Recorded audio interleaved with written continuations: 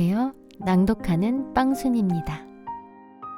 2024년을 시작한 지 얼마 되지 않은 것 같은데 벌써 여름이 되었습니다. 요즘에는 6월인데도 한여름의 날씨가 계속되고 있는 것 같아요. 갑자기 더워진 날씨에 여러분들은 건강히 지내고 계신가요? 이렇게 더운 날에는 시원한 카페가 가장 좋은 장소가 되더라고요. 책 한 권을 들고 알라딘이나 한양문고 혹은 커피숍에 가서 책을 읽다 보면 그런 휴가가 없다 싶어요. 오늘 제가 낭독해드릴 책은요. 제가 홍콩에 여행 갈 때 가져가서 읽었던 책인데요. 그 중에 가장 저에게 와닿았던 세 파트 낭독해드리려고 합니다. 짧지만 마음에 꼭 담아두었으면 하는 부분이어서 낭독을 하게 되었습니다. 그렇다면 남에게 좋은 사람보다 나에게 좋은 사람, 조원희님의 책 속으로 들어가 보겠습니다. 고고싱!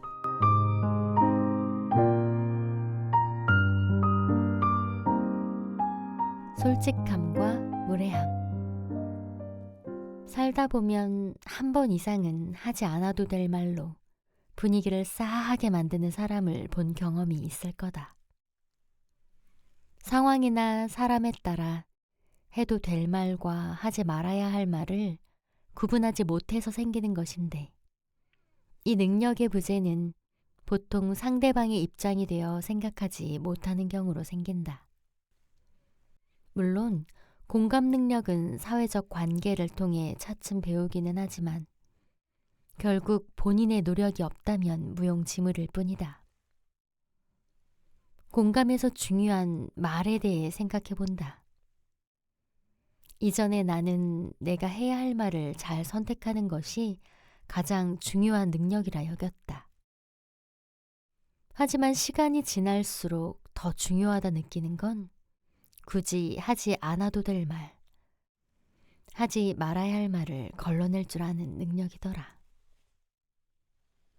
솔직함이란 내가 아는 모든 것을 이야기하는 게 아니라 진실을 이야기하는 상황이 생겼을 때 거짓을 말하지 않는 것이지 않을까?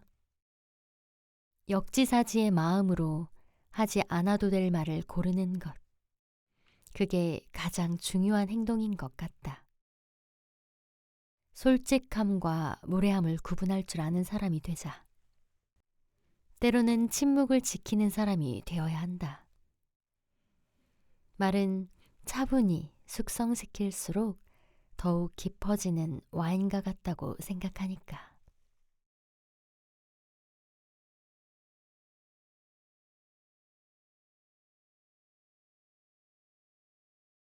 우리는 자주 고장나는 존재니까요. 나를 제대로 챙기지 않으면서부터 언젠가 안에서부터 완벽하게 뒤틀렸다고 느낄 때가 있었습니다. 시간이 없다는 핑계로 끼니를 대충 라면으로 때우던 때, 카페인이 몸에 그다지 좋지 않다는 걸 알면서도 하루에 커피를 5잔씩 마시던 경우가 꽤 많았으니까요. 결국엔 몸도 마음도 망가졌고 미루고 미루던 문제들이 터져버린 날이 있었습니다. 아무도 나를 돌봐주지 않는 장소에서 혼자 며칠씩 시름시름 앓으며 이불 속에서 소리 없이 울어야만 했지요. 젊음이라든지 건강이라든지 똑같은 상태를 유지할 거라는 보장은 없다는 것. 우리는 때로는 약한 존재라는 것을 알았으면 합니다.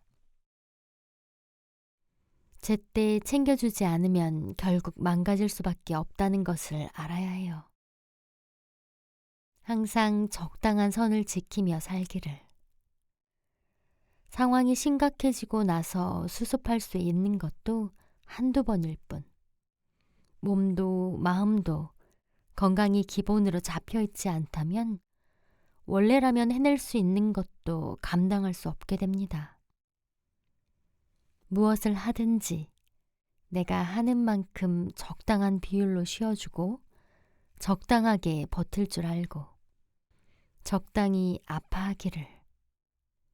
우리는 생각보다 쉽게 고장나는 존재니까요. 그 언젠가 한계를 버티지 못하고 무너진다면 무너진 것을 다시 세우기 위해 더 많은 시간을 써야 할지도 모른다는 걸 기억하기를.